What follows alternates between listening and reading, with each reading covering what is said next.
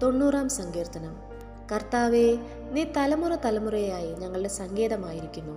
പർവ്വതങ്ങൾ ഉണ്ടായതിനും നീ ഭൂമിയെയും ഭൂമണ്ഡലത്തെയും നിർമ്മിച്ചതിനു മുൻപേ നീ അനാദിയായും ശാശ്വതമായും ദൈവമാകുന്നു.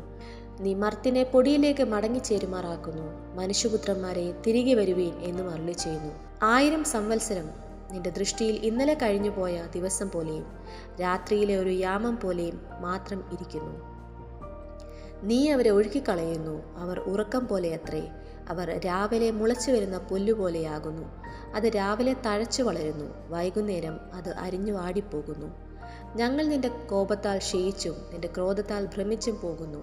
നീ ഞങ്ങളുടെ അകൃത്യങ്ങളെ നിന്റെ മുൻപിലും ഞങ്ങളുടെ രഹസ്യ പാപങ്ങളെ നിന്റെ മുഖപ്രകാശത്തിലും വെച്ചിരിക്കുന്നു. ഞങ്ങളുടെ നാളുകളൊക്കെയും നിന്റെ ക്രോധത്തിൽ കഴിഞ്ഞുപോയി. ഞങ്ങളുടെ സംവത്സരങ്ങളെ ഞങ്ങളൊരു നെടുവീർപ്പ് പോലെ കഴിക്കുന്നു.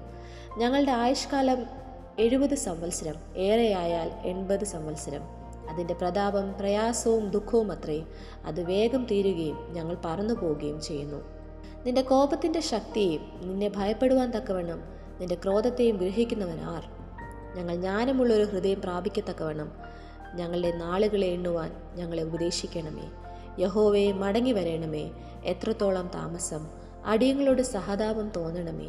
കാലത്ത് തന്നെ ഞങ്ങളെ നിന്റെ ദയ കൊണ്ട് തൃപ്തരാക്കണമേ. എന്നാൽ ഞങ്ങളുടെ ആയുഷ്കാലമൊക്കെയും ഞങ്ങൾ ഘോഷിച്ചാനന്ദിക്കും.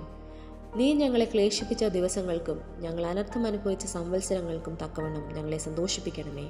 നിന്റെ ദാസന്മാർക്ക് നിന്റെ പ്രവൃത്തിയും അവരുടെ മക്കൾക്ക് നിന്റെ മഹത്വവും വെളിപ്പെടുമാറാകട്ടെ. ഞങ്ങളുടെ ദൈവമായ യഹോവയുടെ പ്രസാദം ഞങ്ങളുടെ മേൽ ഇരിക്കുമാറാകട്ടെ. ഞങ്ങളുടെ കൈകളുടെ പ്രവൃത്തിയെ സാധ്യമാക്കി തരണമേ. അതെ, ഞങ്ങളുടെ കൈകളുടെ പ്രവൃത്തിയെ സാധ്യമാക്കി തരണമേ. വായിച്ച തിരുവചന ഭാഗങ്ങളാൽ ദൈവം നമ്മെ